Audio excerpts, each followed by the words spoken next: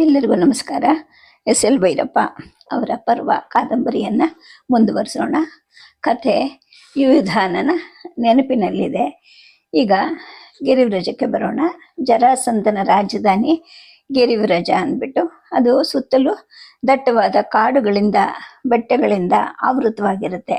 ಅಲ್ಲಿದ್ದ ಒಂದು ಬಿಸಿ ನೀರಿನ ಕುಂಡದಲ್ಲಿ ಅವನು ಸ್ನಾನ ಮಾಡ್ಕೊತ ತನ್ನ ಮೈನ ನೋವನ್ನು ಕಳ್ಕೊಳ್ತಾ ಇರ್ತಾನೆ. ಆಗ ಇದ್ದಕ್ಕಿದ್ದಾಗೆ ಅಲ್ಲಿ ಮುಳುಗ್ತಾನೆ, ಜಾರು ಬೀಳ್ತಾನೆ, ಎದ್ದು ಬಿಡ್ತಾನೆ.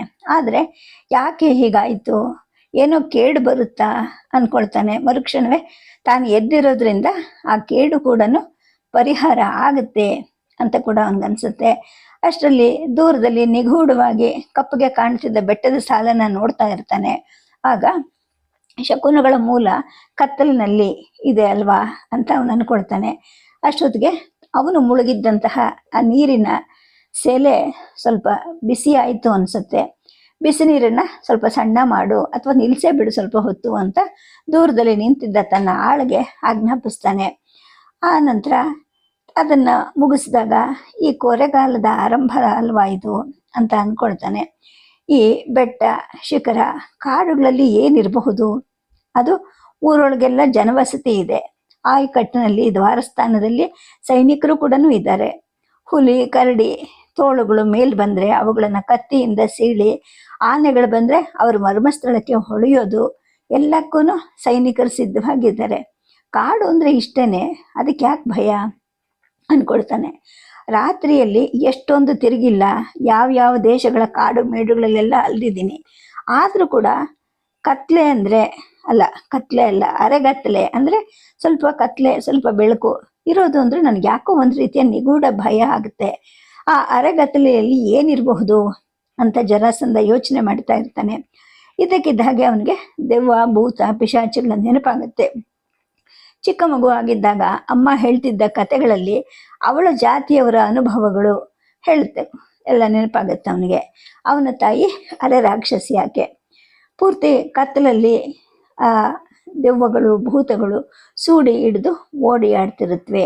ದೆವ್ವ ಪಿಶಾಚಿಗಳಿಗೆ ಬೆಂಕಿ ಅಂದರೆ ಭಯ, ಹಾಗಾಗಿ ಅವು ಬೆಂಕಿ ಕಂಡ್ರೆ ಹೆದರ್ಕೊಂಡು ಓಡೋಗುತ್ತವೆ ಅಂತ ಹೇಳಿದ ನೆನಪಾಗುತ್ತೆ. ಆದರೆ ಅರೆಗತ್ತಲಲ್ಲಿ ಏನು ಅಂತ ನೆನೆಸ್ಕೊಳ್ತಾನೆ. ಈಗ ಅದು ಕೂಡ ಬೆಳತಿಂಗಳಲ್ಲಿ ಸೂಡಿಯಲ್ಲಿ ಹಿಡಿತೀವ ನಾವು, ಹಿಡಿಯೋದಿಲ್ಲ ಅಲ್ವಾ ಅಂತ ಅಂದ್ಕೊಳ್ತಾನೆ. ಆವಾಗ ಅವನಿಗನ್ಸುತ್ತೆ, ಇರಬೇಕು ಹುಡುಗ ರಗಳೆ ಮಾಡದೆ ಮಲ್ಕೊಂಡು ನಿದ್ದೆ ಮಾಡಲಿ ಅಂತ ಅಮ್ಮ ಈ ಥರ ಸುಳ್ಳು ಹೇಳ್ತಾ ಇದ್ಲೋ ಏನೋ ಅಂತ ಕಾಣುತ್ತೆ ಅಂದ್ಕೊಳ್ತಾನೆ. ರಾಕ್ಷಸರೆಲ್ಲರೂ ಕಾಡಲ್ಲೇ ಇರ್ತಾರಲ್ವಾ, ರಾತ್ರಿಯಲ್ಲೇ ಹೆಚ್ಚು ಚಟುವಟಿಕೆನೂ ಅಲ್ಲಿರುತ್ತೆ. ಅಪ್ಪನ ಅರಮನೆಯನ್ನು ಸೇರ್ಕೊಂಡ್ಮೇಲೆ ಅಮ್ಮಂಗೂ ಬಹುಶಃ ಕತ್ತಲೆ ಅಂದರೆ ಭಯ ಶುರು ಆಯ್ತನೋ ಏನೋ ಅಂತ ಅಂದ್ಕೊಳ್ತಾನೆ. ಇದ್ದಕ್ಕಿದ್ದಾಗೆ ಪಂಜೆಯರಾದ ಇಬ್ಬರು ದೊಡ್ಡಮ್ಮಂದಿರ ನೆನಪು ಬರುತ್ತೆ. ಅಂದರೆ ತನ್ನ ತಂದೆಯ ಹಿರಿಯ ಹೆಂಡತಿಯರ ನೆನಪು ಬರುತ್ತೆ. ಒಡ ಹುಟ್ಟಿದವ್ರಂತೆ ಅವರಿಬ್ಬರು. ಆದರೆ ನನ್ನನ್ನು ಕಂಡ್ರೆ ಏನೋ ಗಾಬರಿ ಪಡ್ತಾ ಇದ್ರು. ನಾನು ಚಿಕ್ಕವನಿದ್ದಾಗ ರಾಕ್ಷಸನ ಹಾಗೆ ಕಾಣ್ತಾ ಇದ್ನಾ ಅಂತ ಜರಾಸಂಧ ನೆನಪನ್ನು ಕೆದಕೊಳ್ತಾನೆ.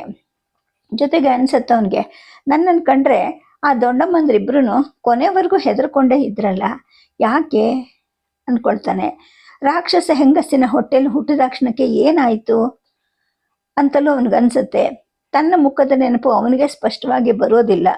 ಎಷ್ಟು ಕಲ್ಪನೆ ಮಾಡಿಕೊಂಡ್ರು 14 ವರ್ಷದ ಹುಡುಗ ಅಲ್ವಾ ನಾನು, ನನಗೆ ಯಾಕಷ್ಟು ಭಯ ಬೀಳ್ತಾ ಇದ್ರು. ಈಗೇನೋ 55 ವರ್ಷ 56 ವರ್ಷ ಆಗಿದೆ, ಇನ್ನೆಂಥ ಕಲ್ಪನೆ ಸಾಧ್ಯ ಅವ್ರಿಗೆ ಅನ್ಸುತ್ತೆ. ಆದರೂ ಕೂಡ ಅವರುಗಳು ಹೇಳ್ತಿದ್ದ ಕತೆಗಳು, ರಾಕ್ಷಸರ ಯುದ್ಧಗಳು, ರೋಷಗಳು, ಪ್ರತೀಕಾರಗಳು, ಹಸಿ ಮರದ ಕೊಂಬೆಗಳನ್ನು ಮುರಿದು ಹೊಡೆಯುವಂಥದ್ದು, ನೆಲಕ್ಕೆ ಕೆಡವಿ ಕಲ್ಲುಗುಂಡಿನಿಂದ ತಲೆಬುರುಡೆಯನ್ನು ಒಳಗಿನ ಬಿಳಿ ಮಾಂಸ ಕಿಚಕ್ಕಂತ ಹೊರಗೆ ಬರೋ ಹಾಗೆ ಜಜ್ಜೋದು, ಸಾಲಿಗೆ ನಿಲ್ಲಿಸಿ ಉರಿಮಾರಿಗೆ ರಕ್ತ ಬಲಿ ಕೊಡೋದು, ಈ ಥರ ಪ್ರತಿ ಸಲ ಕೇಳುವಾಗೂ ಮೈಯೆಲ್ಲ ಜುಮ್ ಅಂತ ಇತ್ತು. ಆದರೂ ಕೂಡ ಮತ್ತೆ ಮತ್ತೆ ಅದೆಲ್ಲ ಕೇಳೋ ಆಸೆ ತನಗಾಗ್ತಾನೆ ಇತ್ತು. ಇತ್ತೀಚೆಗೆ ರಾಕ್ಷಸ ಜನರೇ ಇಲ್ವಲ್ಲ ನಮ್ಮ ಮಗದದ ಬೆಟ್ಟ ಗುಡ್ಡ ಕಾಡುಗಳಲ್ಲಿ ಅಂತ ಅಂದ್ಕೊಳ್ತಾನೆ. ಹಾಗೆ ನೆನಪು ತಂದೆ ಕಡೆ ಹೋಗುತ್ತೆ.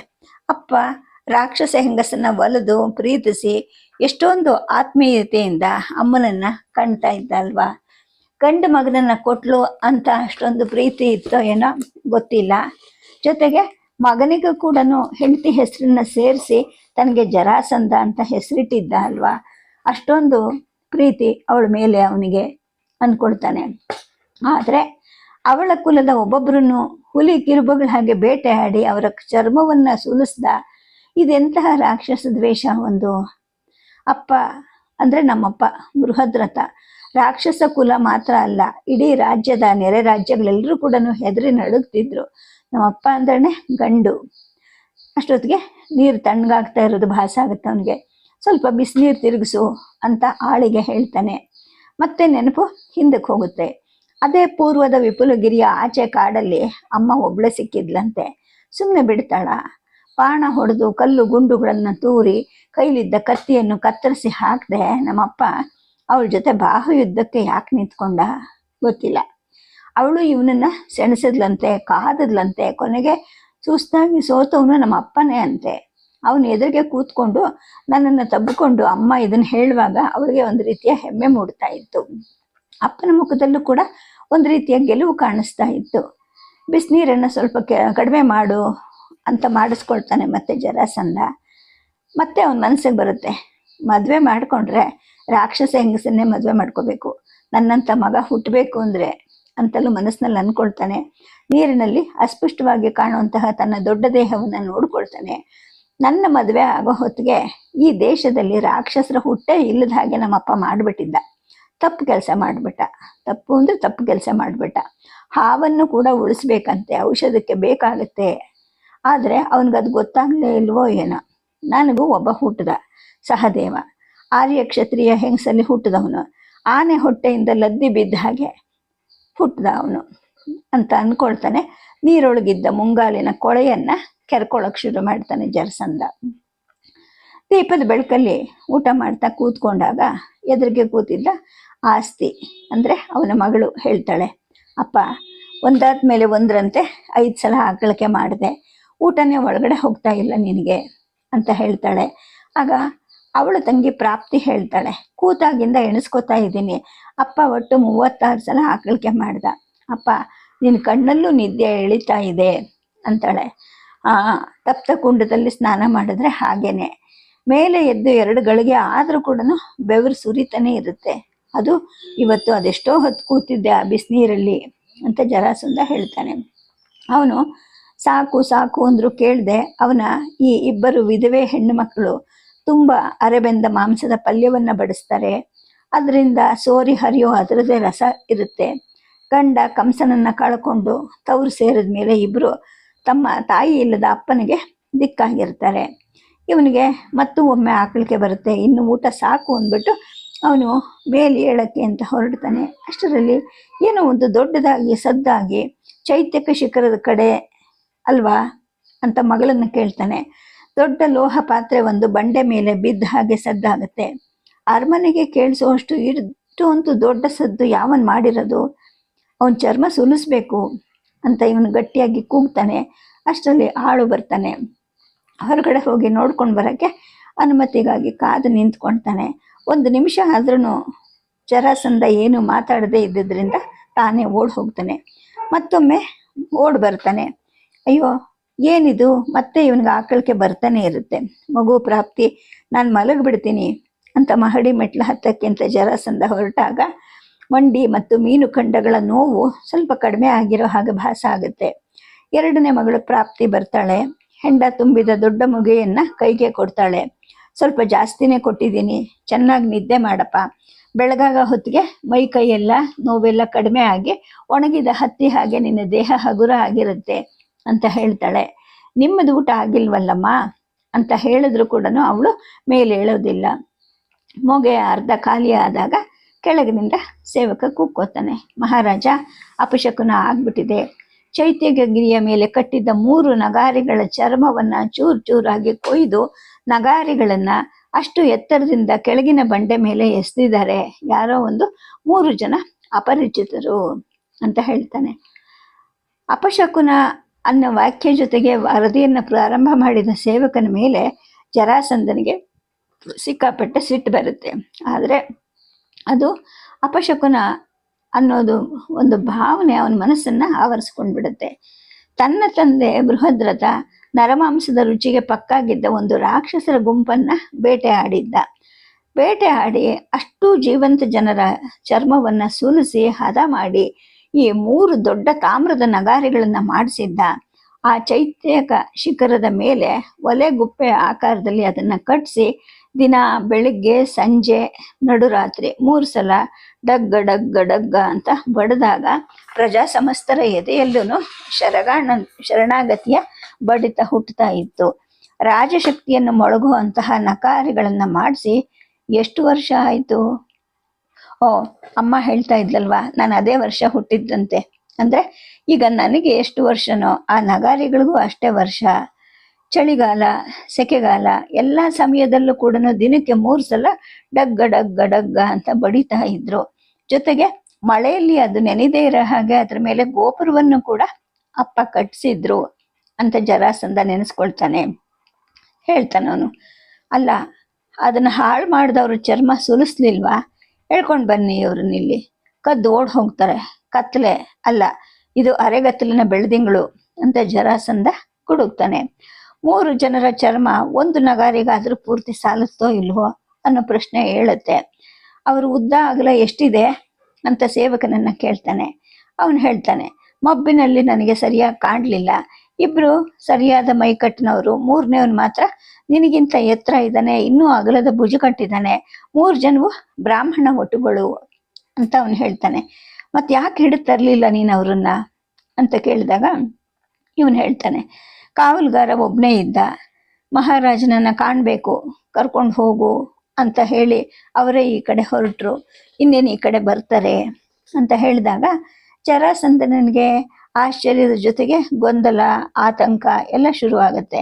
ನನ್ನನ್ನು ನೋಡೋಕ್ಕೆ ಅಂತ ಬರೋವರು ನಗರ ದ್ವಾರದಿಂದ ಬರದೆ ಎಲ್ಲಿಂದ ಬಂದ್ರಿ ಇವರು? ನಗಾರಿಗಳನ್ನ ಯಾಕೆ ಒಡೆದ್ರು? ಕಳವಳ ಅವನ ಮನಸ್ಸಿನ ತುಂಬ ತುಂಬಿಕೊಳ್ಳುತ್ತೆ. ಸ್ವಲ್ಪ ಹೊತ್ತಿಗೆನೆ ಬರ್ತಾರವರು. ಅರೆ ಬಂದ್ರಿ ಇವರು, ಮುಂದಿನವನನ್ನು ಎಲ್ಲೋ ನೋಡಿದ ಹಾಗಿದೆ. ಸ್ವಲ್ಪ ಕಪ್ಪು ಛಾಯೆಯ ಆಕರ್ಷಕ ಮುಖ ಒಂದು, ಮಧ್ಯದವನು ಬಹಳ ಸುಂದರವಾಗಿದ್ದಾನೆ. ತೀರಾ ಹಿಂದಿನವನು ನೋಡಿದ್ರೇ ಪ್ರೀತಿ ಉಕ್ಕೋ ಹಾಗೆ ಆಕಾರ ಒಂದು, ಎತ್ತರದ ಮೈಕಟ್ಟು, ಉದ್ದನೆಯ ವಸ್ತ್ರವನ್ನ ಉಟ್ಟು ಮೇಲ್ವಸ್ತ್ರ ಧರಿಸಿದ್ದಾನೆ. ಕೊರಳಿಗೆ ಹೂವಿನ ಹಾರ, ಹಣೆಗೆ ಚಂದನದ ಪಟ್ಟಿ, ಹಿಂದಕ್ಕೆ ಇಳಿಬಿಟ್ಟ ಉದ್ದ ಕೂದಲು, ಎಲ್ಲರದು ಕೂಡ ಧೀರ ನಡಿಗೆ ಅಂತ ಜರಾಸಂಧ ಅನ್ಕೊಳ್ತಾನೆ. ಜರಾಸಂಧ ಮಹಾರಾಜನಿಗೆ ಆಶೀರ್ವಾದ. ವಿಶ್ರಾಂತಿ ವೇಳೆಯಲ್ಲಿ ಬಂದಿದ್ದಕ್ಕೆ ನಮಗೆ ಸಂಕೋಚ ಆಗ್ತಾ ಇದೆ. ಸ್ನಾತಕರಿಗೆ ತಕ್ಕ ರೀತಿಯಲ್ಲಿ ಇವರಿಬ್ಬರಿಗೂ ಸತ್ಕಾರ ಮಾಡಿ, ಆದ್ರೆ ಬಂದ ವಿಷಯವಾಗಿ ನಿನ್ ಜೊತೆಗೆ ಮಾತುಕತೆ ಆಗೋ ತನಕ ನಾವು ಯಾವ ಸತ್ಕಾರವನ್ನು ಸ್ವೀಕರಿಸೋದಿಲ್ಲ. ನಡುರಾತ್ರಿಯಲ್ಲಿ ಅಂದ್ರೆ ഇരുಳಿನ ಪೂರ್ವ ಭಾಗ ಮತ್ತು ಉತ್ತರ ಭಾಗಗಳು ಸಂಧಿಸೋ ಸಮಯದಲ್ಲಿ ಮಾತ್ರನೇ ಇವರು ಬಾಯಿ ತೆಗೆದು ಮಾತಾಡೋದು. ಆದ್ರಿಂದ ಸದ್ಯಕ್ಕೆ ನೀನು ಹೋಗಿ ವಿಶ್ರಾಂತಿ ಪಡಿಬಹುದು. ನಡುರಾತ್ರಿಯಲ್ಲಿ ನೀನು ಇಲ್ಲಿಗೆ ಬಂದ್ರೆ ಅಥವಾ ನಮ್ಮನ್ನ ನೀನು ಇಲ್ಲಿರೋರ್ಗೆ ಕರ್ಕೊಂಡು ಹೋದ್ರೆ ನಾವು ಮಾತಾಡೋಣ, ಅಲ್ಲಿವರೆಗೂ ನಾವಿಲ್ಲಿ ಕೂತ್ಕೊಂಡಿರಬಹುದಾ? ನಮಗೆ ದರ್ಭಾಸನ ಬೇಕು ಅಂತ ಮೊದಲು ಇದ್ದವನು ಹೇಳ್ತಾನೆ. ಸರಿ ಅಂತ ಹೇಳ್ಬಿಟ್ಟು ಅವ್ರಿಗೇನು ಬೇಕೋ ಅದನ್ನು ಒದಗಿಸ್ಬಿಟ್ಟು ಜರಾಸಂಧ ಹೋಗಿ ಮಲ್ಕೋತಾನೆ. ಮಲ್ಕೊಂಡ್ರೆ ನಿದ್ರೆ ಬರೋದಿಲ್ಲ. ಅವರು ಕೆಳಗಡೆ ತೊಟ್ಟಿ ಜಗಲಿ ಮೇಲೆ ದರ್ಬೆ ಚಾಪೆಗಳ ಮೇಲೆ ಪದ್ಮಾಸನದ ಭಂಗಿಯಲ್ಲಿ ಸಾಲು ಗೊಂಬೆಗಳ ಹಾಗೆ ಕೂತ್ಕೊಂಡಿದ್ದಾರೆ. ಯಾರಿರಬಹುದು ಇವರು? ಪೂರ್ಣ ಪದ್ಮಾಸನನೂ ಹಾಕಿಲ್ಲ ಅವರು. ಆ ದೈತ್ಯನ ತೊಡೆ ಮೀನು ಖಂಡಗಳಂತೂ ಪದ್ಮಾಸನಕ್ಕೆ ಸಿಕ್ಕೋದಿಲ್ಲ ಹಾಗಿವೆ. ಇನ್ನು ಉಳಿದವ್ರದ್ದು ಕೂಡ ಬ್ರಾಹ್ಮಣರ ಹಾಗೆ ಒಣಕಲ್ಲು ಮೈಕಟ್ಟಲ್ಲ. ಮಧ್ಯರಾತ್ರಿ ತನಕ ಮಾತಾಡದೇ ಇರೋದು ಯಾವ ವ್ರತ ಇರಬಹುದು? ಮತ್ತೆ ಹೊರಳಿ ಕಣ್ಮುಚ್ಕೊಳ್ತಾನೆ ಜರಾಸಂಧ. ನಡುರಾತ್ರಿಯನ್ನ ಕಾಯ್ತಾ ಇರೋ ಇವರು ಭೈರವನ ಉಪಾಸಕರು ಇರಬಹುದಾ ಅನ್ನೋ ಅನುಮಾನ ಅವನಿಗೆ ಬರುತ್ತೆ. ಆಗಿದ್ದಲ್ಲಿ ನನ್ನ ಮಾರ್ಗದವರೇ ಅನ್ನೋ ಒಂದು ಆತ್ಮೀಯ ಭಾವ ಅವನಲ್ಲಿ ಉಂಟಾಗುತ್ತೆ. ಜೊತೆಗೆ ಭಯನೂ ಪ್ರಾರಂಭ ಆಗತ್ತೆ ಅವನಿಗೆ. ನನ್ನನ್ನು ನಾನು ಮಾಡೋ ಹಾಗೆ ಅಂದರೆ ನರಬಲಿ ಕೊಡ್ತೀನಲ್ಲ ನಾನು, ಆ ಥರ ಇವರು ನನ್ನನ್ನೇ ಏನನ್ನ ನರಬಲಿ ಕೊಡೋ ಉದ್ದೇಶದಿಂದ ಬಂದಿರಬಹುದಾ ಅಂದ್ಕೊಳ್ತಾನೆ. ಕೆಳಗೆ ಕಾವಲುಗಾರರು ಕಣ್ಣಿಟ್ಟಿದ್ದಾರೆ ಅನ್ನೋ ಅರಿವಿದ್ರೂ ಕೂಡ ಅವನು ತನ್ನ ಶಯಾಗಾರದಿಂದ ನಿಧಾನವಾಗಿ ಬಗ್ಗೆ ಇಣಿಕಿ ನೋಡ್ತಾನೆ. ಬಲಿ ತೆಗೆದುಕೊಳ್ಳೋಕ್ಕೆ ಸ್ಮಶಾನದಲ್ಲಿ ಮಾಡಿ ನಿಲ್ಲಿಸಿರೋ ಮೂರ್ತಿಗಳ ಹಾಗೆ 3 ಜನವು ಅಲ್ಲಾಡದೆ ಕೂತಿರ್ತಾರೆ. ರೆಪ್ಪೆಯನ್ನಾದರೂ ಆಡಿಸ್ತಾ ಇದ್ದಾರೋ ಇಲ್ವೋ ಗೊತ್ತಿಲ್ಲ. ಕುಳಿತ ಭಂಗಿ ಮತ್ತು ಆಸನಗಳು ಸ್ವಲ್ಪವಾದರೂ ಬದಲಾಯಿಸಿಲ್ವಲ್ಲ ಇವರು ನಗಾರಿ ಚರ್ಮವನ್ನ ಯಾಕೆ ಕುಯ್ದ್ರು? ಅದನ್ನ ಯಾಕೆ ಚೂರು ಚೂರು ಮಾಡಿದ್ರು? ತಾಮ್ರದ ದಬ್ಬವನ್ನ ಮೇಲಿಂದ ಯಾಕೆ ಜಜ್ಜು ಹೋಗೋ ಹಾಗೆ ಎಸೆದ್ರು? ಇನ್ನು ಇವತ್ತಿನಿಂದ ನಗಾರಿ ಬಡಿತ ಇಲ್ಲ. ಜನಗಳ ಮನಸ್ಸಿನಲ್ಲಿ ನಮ್ಮ ಬಗ್ಗೆ ಏನು ಭಾವನೆ ಮೂಡುತ್ತೋ ಅಂತ ಹಿಂತಿರ್ಕೊಂಡು ಮತ್ತೆ ಮಲ್ಕೊಳ್ತಾನೆ. ಯಾಕೆ ಬಂದಿರಬಹುದು ಇವರು ಅನ್ನೋ ಮತ್ತೆ ಅದೇ ಪ್ರಶ್ನೆ, ಹೊಸ ಆತಂಕ, ಹೊಸ ಉದ್ವೇಗ, ಹೊಸ ತಳಮಳಗಳನ್ನು ಜರಾಸಂಧನಲ್ಲಿ ಹುಟ್ಟಿಸುತ್ತೆ. ಕೆಳಗಡೆ ಹೋಗ್ಬಿಟ್ಟು ಈಗಲೇ ಕೇಳ್ಬಿಡ್ಲಾ ಅನ್ನೋ ಒಂದು ತವಕ ಪ್ರಾರಂಭ ಆಗುತ್ತೆ. ಆದರೆ ನಡು ರಾತ್ರಿ ತನಕ ಬಾಯಿ ಬಿಡೋದಿರೋದು ಇವರ ವ್ರತ ಅಂತ ಅವನು ಹೇಳಿದ್ನಲ್ವಾ. ಅಂದರೆ ತಮ್ಮದೇನೋ ಕೆಲಸ ಇದೆ, ಅದಕ್ಕೆ ಬಂದಿದ್ದಾರೆ ಅವರು. ತೇವಲಿದ್ರೆ ನಡು ರಾತ್ರಿವರೆಗೂ ಕಾಯ್ಕೊಂಡಿದ್ದು ಆಮೇಲೆ ನನಗೆ ಹೇಳಿ ಕಳಿಸ್ಲಿ, ನಾನಂತೂ ಮಲ್ಕೊಂಡು ನಿದ್ರಿಸ್ತೀನಿ ಅಂತ ಅಂದ್ಕೊಳ್ತಾನೆ. ಮನಸ್ಸನ್ನು ಗಟ್ಟಿ ಮಾಡಿಕೊಂಡು ಹಿಂತಿರುಗಿ ಬೆಚ್ಚಗೆ ಹೊದ್ಕೊಂಡು ಮಲ್ಕೊಳ್ತಾನೆ. ಮಲ್ಕೊಂಡ್ರೆ ಯಥಾ ಪ್ರಕಾರ ಕಣ್ಣು ಹೊತ್ತೋದು ಇಲ್ಲ, ಆಕಳಿಕೆ ಕೂಡ ಬರೋದಿಲ್ಲ. ಕಣ್ಣು ಮುಚ್ಚಿ ಎಷ್ಟೇ ಪ್ರಯತ್ನ ಮಾಡಿದ್ರೂ ನಿದ್ದೆ ಬರೋದೇ ಇಲ್ಲ ಅಂದು ತನಗೆ ಗೊತ್ತಿರುವಾಗ ಯಾಕೆ ವ್ಯರ್ಥವಾಗಿ ಪ್ರಯತ್ನ ಪಡಬೇಕು ಅಂತ ಅವನಿಗನ್ಸುತ್ತೆ. ಮೇಲೆದ್ದೇಳ್ತಾನೆ, ಕಿಟಕಿಯಿಂದ ಹೊರಗಡೆ ನೋಡೋಕ್ಕೆ ಶುರು ಮಾಡ್ತಾನೆ. ಬೆಳದಿಂಗಳು ಕಡಿಮೆ ಆಗ್ತಾ ಇರುತ್ತೆ. ಸುತ್ತುವರಿದ ಶಿಖರ ಸಾಲುಗಳು ಕ್ಷಣ ಕ್ಷಣಕ್ಕೂ ನಿಗೂಢವಾಗಿ ಕಾಣ್ತಾ ಇರುತ್ತೆ. ನಡುರಾತ್ರಿ ಅಂದರೆ ನಿಗೂಢತೆ ಹೆಪ್ಪುಗೊಟ್ಟೋ ವೇಳೆ.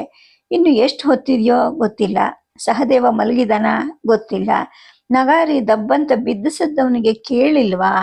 ಅಥವಾ ಕೇಳಿದ್ರು ಒಂದ್ಸತಿ ಮೈ ಮುರಿದು ಮಲಗೋ ಜಾತಿ ಅದು. ಅದೊಂಥರ ಲದ್ದಿ ಇದ್ದ ಹಾಗೆ ಅಂತ ಅವನಿಗನ್ಸುತ್ತೆ. ಇದ್ದಕ್ಕಿದ್ದ ಹಾಗೆ ಶಿಶುಪಾಲನ ನೆನಪು ಅವನಿಗೆ ಬರುತ್ತೆ. ಯಾರು ಅವನನ್ನ ಧರ್ಮಘೋಷನ ಮಗ ಅಂತ ಅನ್ನೋದೇ ಇಲ್ಲ. ಜರಾಸಂಧನ ಸಾಕು ಮಗ ಅಂತಲೇ ಎಲ್ಲರೂ ಹೇಳ್ತಾರೆ. ಧೈರ್ಯ ಅಂದರೆ ಅವನಾದರೂ ನನ್ನ ಹೊಟ್ಟೆಲ್ ಹುಟ್ಟಬಾರ್ದಾಗಿತ್ತ. ಯಾದವ ಮೂಲದವನಂತೆ ಅವನ ಅಮ್ಮ. ಈ ಕಡೆ ಬಂದು ಎಷ್ಟೊಂದು ದಿನ ಆಯಿತು. ಆ ಕಡೆ ಉತ್ತರ ದಿಕ್ಕಿನಲ್ಲಿ ಕುರುಮನೆ ತಂದ ಪಾಂಡುಪುತ್ರರು ತುಂಬ ಬಲ ಆಗ್ತಾ ಇದ್ದಾರಂತೆ. ಅವ್ರ ಮೇಲೆ ಕಣ್ಣಿಡಬೇಕು ಅಂತ ಹೋದ್ಸಲ ಬಂದಿದ್ದಾಗ ಅವನು ಹೇಳಿದ್ದ. ಈ ಕತ್ತೆ ಅಂತವನು ನನ್ನ ಮಗ ಸಹದೇವ, ಅವನಿಗೇನು ತಿಳಿಯೋದಿಲ್ಲ. ಕ್ಷತ್ರಿಯ ಸಹಜವಾಗಿ ಸುಖ ಪಡೋದು ಕೂಡ ಅವನಿಗೆ ಗೊತ್ತಿಲ್ಲ ಅಂತ ಅಂದ್ಕೊಂಡು ಮತ್ತೊಮ್ಮೆ ಕಿಟಕಿ ಕಡೆ ನೋಡಿದಾಗ ಏರಿದ್ದ ಸುತ್ತ ನಿಂತಿದ್ದ ಶಿಖರ ಸಾಲುಗಳು ಇನ್ನೂ ಕಪ್ಪಾಗ್ತಾ ಇದೆ ಅಂತ ಅವನಿಗನ್ಸುತ್ತೆ. ಅಂದರೆ ಬೆಳ್ಳದಿಂಗಳು ಕರಗಿ ಪೂರ್ತಿ ಕತ್ತಲು ತುಂಬಿಕೊಂಡಿದೆ. ಇವತ್ತು ಯಾವ ತಿಥಿ ಇರಬಹುದು ಅಂತ ಅಂದ್ಕೊಳ್ತಾ ಮಲ್ಕೊಳ್ಳೋ ಅಟ್ಟದ ಮೇಲೆ ದೊಡ್ಡ ದೊಡ್ಡ ಹೆಜ್ಜೆಗಳನ್ನು ಆ ಕಡೆಯಿಂದ ಈ ಕಡೆಯಿಂದ ಹಾಕ್ತಾ ತಿರುಗಾಡಕ್ಕೆ ಶುರು ಮಾಡ್ತಾನೆ ಜರಾಸಂಧ. ದೀಪದ ಉರಿಯಲ್ಲಿ ತನ್ನ ನೆರಳಿನ ಗಾತ್ರ, ಆಕಾರಗಳು ಪ್ರತಿ ಹೆಜ್ಜೆಗೂ ಬದಲಾಯಿಸ್ತಾ ಇರೋದನ್ನ ಕಂಡು ಕೆಳಗಡೆ ಕೂತಿದ್ದ ಆಗಂತಕರ ನೆನಪು ಮತ್ತೆ ಅವನಿಗೆ ಬರುತ್ತೆ. ಚಪ್ಪಾಳೆ ತಟ್ತಾನೆ. ಅಟ್ಟದ ಮೆಟ್ಲಲ್ಲಿ ನಿಂತಿದ್ದ ಸೇವಕ ಬರ್ತಾನೆ. ಬಂದು ನಿಂತ್ಕೊಂಡಾಗ ಏನು ಮಾಡ್ತಿದ್ದಾರೆ ಅವರು ಅಂತ ಕೇಳ್ತಾನೆ.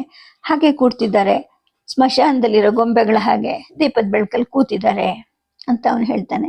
ನಡುರಾತ್ರಿ ಆಗಿಲ್ವಾ ಅವ್ರಿಗೆ ಅಂತ ಇವನು ಕೇಳಿದಾಗ ಕೇಳ್ತೀನಿ ಅಂತ ಅವನು ಹೇಳ್ತಾನೆ.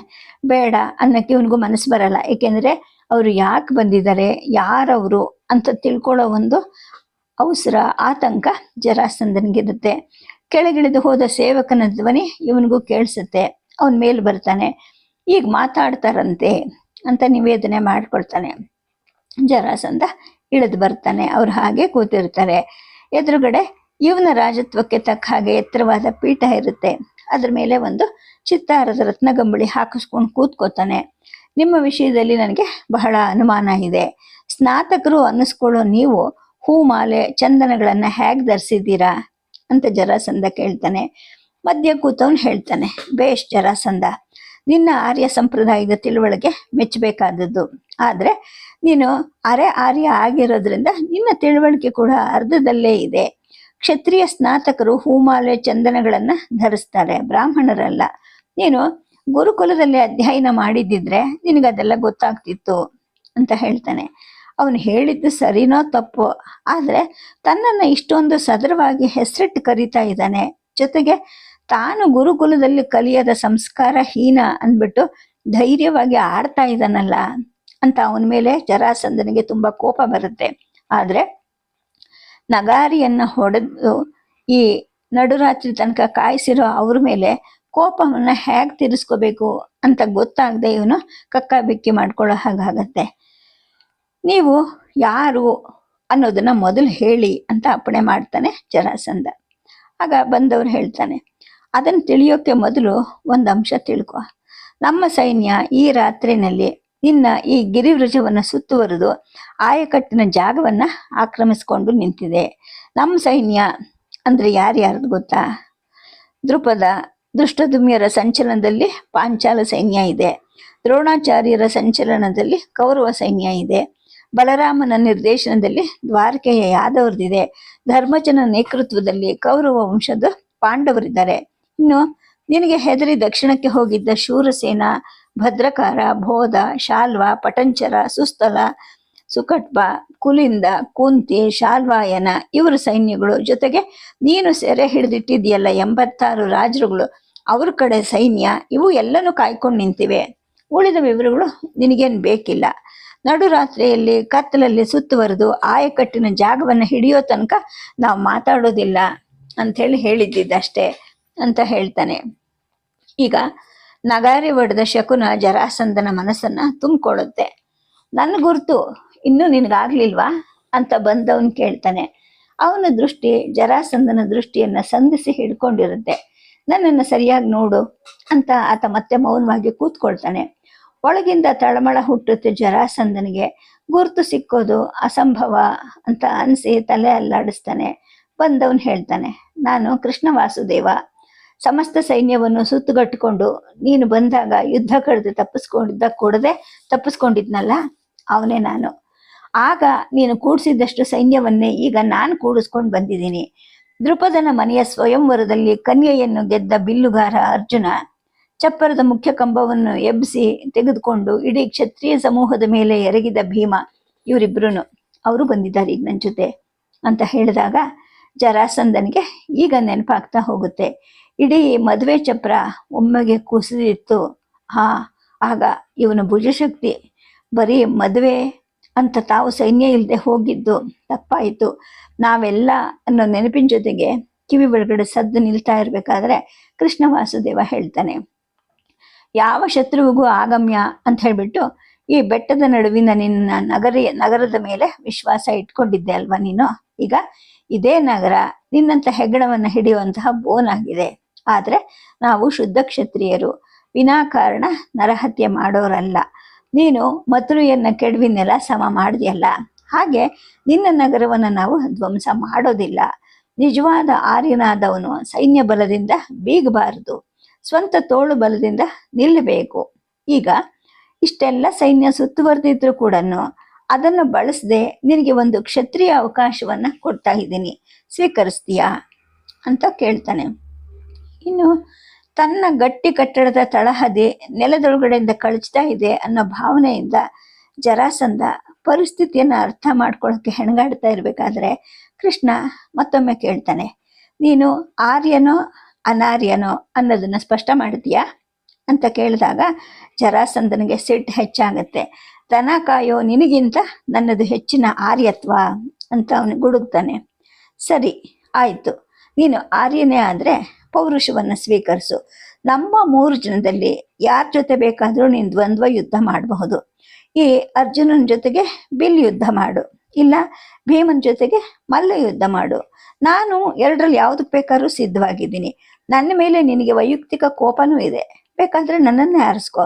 ಆದ್ರೆ ಒಂದು ಭರವಸೆ ನಿನಗೆ ಕೊಡ್ತೀನಿ, ನಮ್ಮ 3 ಜನದಲ್ಲಿ ನೀನು ಆರಿಸ್ಕೊಂಡವನನ್ನ ಸೋಲಿಸಿದ್ರೆ ನಿನ್ನ ನಗರವನ್ನು ಕತ್ತಲಿನಂತೆ ಆವರಿಸಿರೋ ನಮ್ಮ ಇಡೀ ಸೈನ್ಯ ಹಿಂತಿರುಗಿ ನಡೆಯುತ್ತೆ. ಒಂದು ವೇಳೆ ನೀನು ಸೋತ್ರೆ ನಿನ್ನ ಗಿರಿವ್ರಜ ನಮಗೆ ಖಂಡಿತ ಬೇಡ, ನಿನ್ನ ಮಗದಾನು ನಮಗೆ ಬೇಡ. ನಿನ್ನ ರಾಜ್ಯವನ್ನ ನಿನ್ನ ಮಗ ಸಹದೇವನಿಗೆ ಕೊಟ್ಟುಬಿಟ್ಟು ನಾವು ಹಿಂತಿರುಗ್ತೀವಿ. ರಾಕ್ಷಸರನ್ನ ಸದೆ ಬಡಿದು ಮಗದವನ್ನ ವಿಸ್ತಾರ ಮಾಡಿದ್ರು ಕೂಡ ವಯಸ್ಸಿಗೆ ಬಂದ ನಿನಗೆ ಪಟ್ಟ ಕಟ್ಟಿ ತಪಸ್ಸಿಗೆ ಹೋದಲ್ಲ ನಿನ್ನಪ್ಪ, ಅವರು ವೀರ ಆರ್ಯರು. ಇಷ್ಟು ದೊಡ್ಡ ಮಗನ್ನ ಇಟ್ಕೊಂಡ್ರು ಕೂಡ ಅವನಿಗೆ ಆಡಳಿತ ಕೊಡದೆ ಆ ಅಧಿಕಾರದಲ್ಲಿ ಕೂತಿರೋ ನೀನು ಅನಾರ್ಯ. ವೇದದ ಮೇಲೆ ಆಣೆ ಇಟ್ಟು ಹೇಳ್ತಾ ಇದ್ದೀನಿ, ನೀನು ಸೋತ್ರೆ ಈ ರಾಜ್ಯವನ್ನ ನಿನ್ನ ಮಗನಿಗೆ ಕೊಡ್ತೀವಿ, ನಾವು ಹಿಂತಿರುಗ್ತೀವಿ. ಅವನ ಕಷ್ಟ ಕಾಲದಲ್ಲಿ ನಾವು ಸಹಾಯ ಮಾಡ್ತೀವಿ. ನೀನು ಆರ್ಯನಾಗಿ ನಿಜವಾದ ಗಂಡಸೆ ಆಗಿದ್ರೆ, ನಿಜವಾದ ಕ್ಷತ್ರಿಯನೇ ಆಗಿದ್ರೆ ನಮ್ಮ 3 ಜನದಲ್ಲಿ ಯಾರನ್ನಾದ್ರೂ ದ್ವಂದ್ವ ಯುದ್ಧದಲ್ಲಿ ಆಹ್ವಾನಿಸು. ಈ ಭೀಮ ಅಂತೂ ಮಹಾಶಕ್ತಿವಂತ ಮಲ್ಲ, ಅವನು ಬೇಡ. ಪುಕ್ಕಲ ಅಂತ ಪ್ರಚಾರ ಮಾಡ್ತಿದ್ಯಲ್ಲ ನನ್ನ ಹೆಸರಿಡ್ದು, ಈಗ ನನ್ನನ್ನೇ ಆಹ್ವಾನಿಸಬೇಕಾದ್ರೆ, ಅಥವಾ ನೀನು ಆರ್ಯನಲ್ಲ, ಗಂಡಸಲ್ಲ, ಕ್ಷತ್ರಿಯ ಅಲ್ಲ ಅಂತ ಕೂಡ ಒಪ್ಕೊಂಡ್ಬಿಡು. ನಾವು ಹಿಂತಿರುಗ್ತೀವಿ, ಸೈನ್ಯವನ್ನು ಹಿಂದಕ್ಕೆ ನಡೆಸ್ತೀವಿ ಅಂತ ಹೇಳ್ತಾನೆ ಕೃಷ್ಣ. ಜರಾಸಂಧನಿಗೆ ಸಿಟ್ಟು ಏರ್ತಾ ಹೋಗುತ್ತೆ. ಈ 3 ಜನನ್ನು ಒಮ್ಮೆ ಸರಿಯಾಗಿ ದಿಟ್ಟಿಸ್ತಾನೆ. ಆನಂತರ ಹೇಳ್ತಾನೆ, ಜೀವಕ್ಕೆ ಎದುರಿ ಹೋದಿಯಲ್ಲ ನೀನು, ನಿನ್ ಜೊತೆಗೆ ನಾನು ಕಾಯೋದಿಲ್ಲ ಅಂತ ಹೇಳಿ ಅನಂತರ ಹೇಳ್ತಾನೆ. ಭೀಮನನ್ನ ನೋಡ್ತಾ ಹೇಳ್ತಾನೆ, ರಾಕ್ಷಸ ಹೆಂಗಸನ್ನ ಮದ್ವೆ ಆಗಿದ್ದವ್ ನೀನೇ ಅಲ್ವೇ ಅಂದಾಗ ಭೀಮ ಉತ್ತರ ಕೊಡೋದಿಲ್ಲ. ಕೃಷ್ಣನೇ ಹೌದು ಅಂತ ಹೇಳಿದಾಗ ಕೂತಿದ್ದ ಜರಾಸಂಧ ಮೇಲೆದ್ದು ಬಂದು ಭೀಮನ ಭುಜವನ್ನ ಸವರುತ್ತಾನೆ. ನೀನು ಬಾ ಅಂತ ಹೇಳ್ತಾನೆ. ಭೀಮ ದಡಕ್ ಅಂತ ಎದ್ದು ನಿಂತ್ಕೊಳ್ತಾನೆ.